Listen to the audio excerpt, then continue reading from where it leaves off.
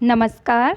मैं Rupa Chaudhary, assistant professor political science, government college Dariyabad. आज हम फंडामेंटल राइट्स में समानता के अधिकार के बारे में पढ़ेंगे। प्रीवियस वीडियो में हमने मौलिक अधिकार में आर्टिकल 12 व 13 के बारे में अध्ययन किया, क्योंकि मौलिक अधिकारों का उल्लेख भारतीय संविधान के भाग 3 व आर्टिकल 12 से 35 में किया गया है। तो प्रीवियस वीडियो में हमने 12 व 13 के बारे में पढ़ा, और आज हम आर्टिकल 14 से 18 यानी समानता के अधिकार का उल्लेख 14 से 18 में किया गया है, और इस पर आज हम चर्चा करेंगे। आर्टिकल 14 में उल्लेखित है कि भारत राज्य क्षेत्र में राज्य किसी भी व्यक्ति को विधि के समक्ष समानता तथा विधियों के समान संरक्षण से वंचित नहीं करेगा। इस अनुच्छेद में 2 प्रकार के अधिकारों का उल्लेख किया गया है: कानून के समक्ष समानता, इक्वलिटी बिफोर लॉ, तथा कानून का समान संरक्षण यानी इक्वल प्रोटेक्शन ऑफ लॉज। तो पहले तो हम ये देखते हैं कि इसमें जो भारत राज्य क्षेत्र से क्या तात्पर्य है। तो आर्टिकल 1 में इसका उल्लेख किया गया है। भारत राज्य क्षेत्र यानी इसमें सभी राज्यों व यूनियन टेरिटरीज का उल्लेख किया गया है। सभी को माना इसमें शामिल किया जाएगा, केवल राज्य ही नहीं, संघ शासित प्रदेश भी इसमें शामिल होंगे, और इनका जिनका उल्लेख आर्टिकल 1 में किया गया है। कानून के समक्ष समानता से हमारा तात्पर्य यह फ्रेजोलॉजी जो है वो हमने ब्रिटेन से ली है, और वहाँ पर ये डाइसी के सिद्धांत का पालन किया गया है। डाइसी के सिद्धांत है ये। और कानून के समक्ष सभी व्यक्ति समान होंगे देश के अंदर, यानी चाहे कोई प्रधानमंत्री क्यों ना हो या मजदूर ही क्यों ना हो, कानून सब पर समान रूप से लागू होगा। कोई भी व्यक्ति कानून से ऊपर नहीं होगा, और अगर कोई भी व्यक्ति किसी भी तरह का कोई अपराध करता है, तो चाहे अमीर हो, चाहे गरीब हो, चाहे वह काला हो, चाहे गोरा हो, चाहे किसी भी क्षेत्र का निवासी हो, चाहे वो विदेशी हो, चाहे भारतीय, क्योंकि यह जो अधिकार, ये जो कानून के समक्ष समानता है यानी आर्टिकल 14 है, वो सभी पर सभी के लिए, विदेशियों के लिए भी है और भारतीयों के लिए भी है। तो सभी इसके समक्ष समान होंगे। और यह जो कॉन्सेप्ट है वो नेगेटिव माना जाता है, लेकिन क्योंकि इसमें सभी को समान माना गया है, तो जो दूसरा कॉन्सेप्ट है वह है कानून के समान संरक्षण। और ये जो फ्रेजोलॉजी है वो हमने अमेरिका से ली है, और इससे तात्पर्य यह है कि जो समान व्यक्ति है उनके साथ समान व्यवहार, और जो असमान है उनके साथ यानी असमान परिस्थितियों में असमान व्यवहार। यानी सभी व्यक्तियों की कानून तक पहुंच तो बराबर होनी चाहिए, लेकिन स्थिति के आधार पर कानून में भेदभाव किया जा सकता है। जैसे कि 3 स्टूडेंट और वो ऑनलाइन एग्ज़ाम में बैठते हैं। ए गोरा है, बी काला है, और सी है वो है दृष्टिबाधित यानी अंधा।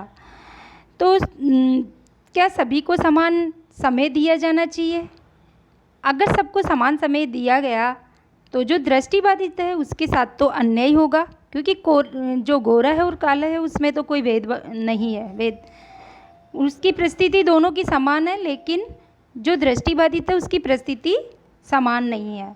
तो उसे एक्स्ट्रा समय दिया जाना चाहिए, यानी कि उसको आधा घंटा जितना भी हो, तभी उसके साथ न्याय माना जाएगा। यानी स्थिति के आधार पर भेदभाव किया जा सकता है। तो यह कॉन्सेप्ट इसीलिए सकारात्मक माना जाता है। वैसे विधि के समक्ष समानता और विधि का समान संरक्षण, इन दोनों का उद्देश्य एक ही है, वह है समानता स्थापित करना। अब आगे है आर्टिकल 15।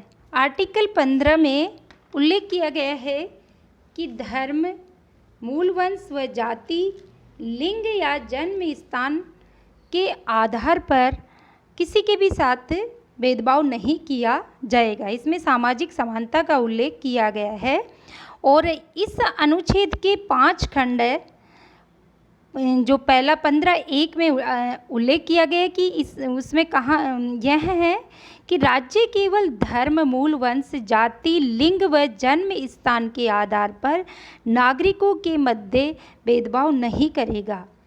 यह आर्टिकल राज्य के विरुद्ध है। और 15(2) है, आर्टिकल 15(2) में यह उल्लेखित किया गया है कि राज्य के द्वारा केवल धर्म, मूल, वंश, जाति, लिंग व जन्म स्थान के आधार पर किसी भी नागरिक पर अयोग्यता, प्रतिबंध या किसी भी तरह की जो देहता आरोपित नहीं होगी। आर्टिकल 15(3) जो कि इम्पोर्टेंट है, ध्यान रखिएगा, इसमें यह उल्लेख किया गया है कि राज्य महिलाओं व बच्चों के उत्थान के लिए विशेष उपाय करेगा। यानी इनको ऊपर उठाने के लिए, समाज की मुख्य धारा में शामिल करने के लिए तार्किक भेदभाव किया जा सकता है। आर्टिकल 15(4) भी बहुत इम्पोर्टेंट है। इसमें उल्लेखित है कि सामाजिक व शैक्षणिक दृष्टि से पिछड़े वर्गों तथा SC व ST के कल्याण के लिए राज्य विशेष प्रावधान कर सकता है, जैसा कि वर्तमान में है। आर्टिकल 15(5) में यह अनुच्छेद 93 संविधान संशोधन 2006 द्वारा सम्मिलित किया गया है और इसमें 2004 के पश्चात जो भी सामाजिक व शैक्षिक जो संस्थाएं हैं उसमें पिछड़े वर्गों SC ST के लिए केंद्रीय शैक्षणिक संस्थाओं में आरक्षण की व्यवस्था की गई, चाहे वो जो संस्थाएं हैं वो राज्य के द्वारा अनुदान प्राप्त करती हो या नहीं। अतः यह आरक्षण निजी शैक्षणिक संस्थाओं के लिए भी है, लेकिन अल्पसंख्यक जो शिक्षण संस्थाएं हैं उन पर यहाँ लागू नहीं होगा। आर्टिकल 16 में यह उल्लेख किया गया है कि सरकारी सेवाओं के विषय में अवसर की समानता, यानी सरकारी नौकरियों में सबको अवसर समान दिए जाएंगे। राज्य की तरफ से किसी के साथ कोई भेदभाव नहीं किया जाएगा, जिसके अवसर सबको समान होंगे और जो मेहनत करेगा, जिसमें टैलेंट होगा, वह उसको प्राप्त करने में सफल होगा। तो इसमें भी 5 इसे जो ये आर्टिकल जो 16 है उसको भी 5 खंडों में विभाजित किया है, जो इस प्रकार है। आर्टिकल 16(1) इसके अनुसार राज्य के अंतर्गत नियुक्ति और रोजगार में सभी नागरिकों को अवसर की समानता प्रदान की जाएगी। आर्टिकल 16(2) यह निर्धारित करता है कि राज्य के अंतर्गत रोजगार और नियुक्ति में केवल धर्म, प्रजाति, जाति, लिंग, उद्भव, जन्म स्थान, निवास के आधार पर अथवा उनमें से किसी भी एक आधार पर भेदभाव नहीं किया जाएगा। आर्टिकल 16(3) अभी कुछ समय पहले यह चर्चा में भी रहा है। यह भूमिपुत्र की जो अवधारणा है उस पर आधारित है कि जो सरकारी सेवाओं में चयन के लिए, इसमें कहा गया है कि सरकारी सेवाओं में चयन के लिए निवास के आधार पर अपने राज्य के निवासियों को प्राथमिकता दे सकती है सरकार, यानी जो स्थानीय लोग हैं उनके लिए विशेष प्रावधान इसमें किया जा सकता है। तो इसीलिए भी जो MP सरकार के द्वारा वहाँ के स्थानीय लोगों के लिए उन्हें विशेष संरक्षण दिया गया, तब उसके खिलाफ आवाज़ भी उठी कि क्षेत्रवाद को ज़्यादा बढ़ावा दिया जा रहा है, लेकिन 16(3) में ये लिखा हुआ है कि ऐसा कर सकते हैं। आर्टिकल 16(4) भी बहुत इम्पोर्टेंट है कि जो सामाजिक व शैक्षणिक दृष्टि से पिछड़ा वर्ग है, अगर उनका राजकीय सेवाओं में पर्याप्त प्रतिनिधित्व नहीं है तो उनके लिए आरक्षण की व्यवस्था की जा सकती है। यह बहुत ही विवादित भी रहा और इसकी कारण सामाजिक आंदोलन भी हुए। विवाद का कारण ये था कि पिछड़ा वर्ग है उसको कैसे चिन्हित किया जाएगा। तो अनुच्छेद 340 में राष्ट्रपति को अधिकार दिया गया है कि वह सामाजिक व शैक्षणिक दृष्टि से जो पिछड़ा वर्ग है उसकी दशाओं की जानकारी और उनकी समस्याओं को दूर करने के लिए एक आयोग नियुक्त करेगा। तो 16(4) में संविधान के अन्य भागों में पिछड़ेपन को परिभाषित नहीं किया गया है, लेकिन बाद में 1953 में प्रथम पिछड़ा वर्ग आयोग की नियुक्ति की गई काका कालेलकर आयोग की। लेकिन यह आयोग अपने किसी भी अंतिम निष्कर्ष तक नहीं पहुंच सका कि पिछड़े वर्ग के लोग कौन हैं। इसीलिए बाद में 1979 में जनता पार्टी की सरकार के समय मंडल आयोग की नियुक्ति की गई और मंडल आयोग के द्वारा बाद में जो रिपोर्ट दी गई उसको वीपी सिंह सरकार के समय लागू किया गया। उसमें जो पिछड़ा वर्ग है उसके लिए 27% आरक्षण की व्यवस्था की गई। जब उस रिपोर्ट को लागू किया गया तो उसे न्यायालय में चुनौती दी गई और इसीलिए यह इंदिरा साहनी बनाम भारत संघ केस के नाम से 1992 में ये प्रसिद्ध रहा। इसमें न्यायालय का ऐतिहासिक निर्णय दिया गया 1992 में, और जिसे मंडलवाद के नाम से भी जाना जाता है।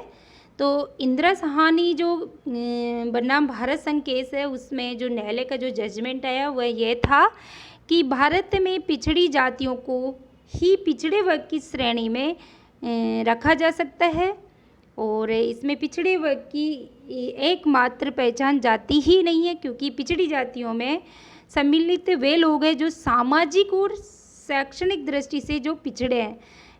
लेकिन इसमें जो आरक्षण है उसमें जो क्रीमी लेयर की व्यवस्था की गई, 27% जो आरक्षण की व्यवस्था की गई थी उसको तो उचित ठहराया, लेकिन जो क्रीमी लेयर लोग हैं उनको आरक्षण नहीं दिया जाएगा।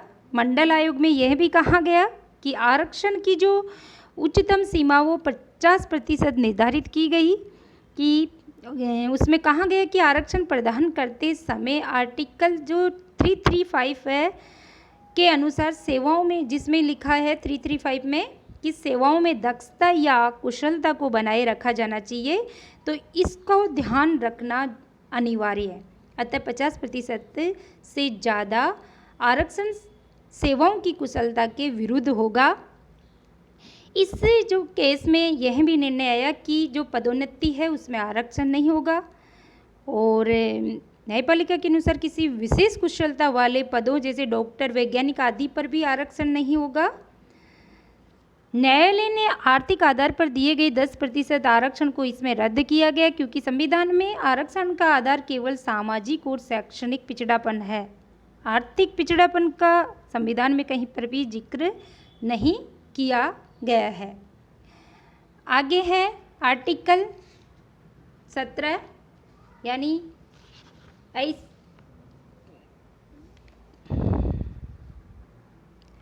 आर्टिकल 17 में उल्लेख है कि अस्पृश्यता का अंत, यानी इस केवल अवसर की मतलब समानता का अभिप्राय केवल अवसर की समानता नहीं है, अपितु विशेष अधिकारों विषमताओं का अंत करना भी है। और इस उद्देश्य हेतु अनुच्छेद 17 में अस्पृश्यता के समापन की व्यवस्था की गई। अस्पृश्यता का से तात्पर्य छुआछूत से है और उसमें कहा गया है कि छुआछूत का किसी भी रूप में प्रयोग दंडनीय अपराध होगा और इसके लिए अस्पृश्यता निवारण अधिनियम 1955 बनाया गया। आर्टिकल 18 में उपाधियों का अंत, यानी आर्टिकल 18 में यह उल्लेख है कि जो भी उपाधि है विषमताओं को समाप्त करने के लिए उनका अंत किया जाएगा। वस्तुतः क्योंकि एक लोकतांत्रिक देश में व्यक्ति का महत्व उसकी योग्यता से है, उसके जन्म से नहीं है, और इसीलिए जो राष्ट्रीय आंदोलन के नेताओं द्वारा सदैव ही शिकायत की जाती रही कि ब्रिटिश शासन साम्राज्यवादी और अपने हित के लिए तथा सार्वजनिक जीवन को भ्रष्ट करने के लिए उपाधियां प्रदान कर रही है। तो इसीलिए जब स्वतंत्र भारत में शैक्षिक संस्थाओं और सैन्य प्रयोजनों के अलावा राज्य द्वारा उपाधियों को प्रदान करने पर प्रतिबंध है, यानी जब देश आज़ाद हुआ तो उसके बाद जो अंग्रेजों के समय में जो उपाधियाँ दी जाती थी उन सबको समाप्त किया गया। केवल शिक्षा के क्षेत्र में और सैन्य क्षेत्र में उपाधियाँ दी जा सकती है और यह अनुच्छेद निम्नलिखित प्रकार की उपाधियों पर भी रोक लगाता है कि इसके अंतर्गत किसी भी प्रकार की उपाधियां राज्य के द्वारा नहीं प्रदान की जाएगी, परंतु राज्य अकादमिक वह सैन्य उपाधियां प्रदान कर सकता है। कोई भी भारतीय नागरिक विदेशी राज्य से कोई भी उपाधि ग्रहण नहीं करेगा। एक ऐसा व्यक्ति जो भारत का नागरिक न हो लेकिन राज्य के अंतर्गत किसी भी लाभ के पद पर हो तो वह राष्ट्रपति की सहमति के बिना किसी भी विदेशी राज्य से उपाधियां ग्रहण नहीं कर सकता। और ऐसा व्यक्ति जो राज्य के अंतर्गत किसी लाभ के पद पर है, ट्रस्ट पर है, तो वह राष्ट्रपति की सहमति के बिना किसी भी विदेशी राज्य से कोई भी उपहार व उपलब्धि प्राप्त नहीं कर सकता। तो आई होप कि तुम्हें ये समझ में आया होगा और आगे हम नेक्स्ट वीडियो में स्वतंत्रता के अधिकार पर चर्चा करेंगे। Thank you so much.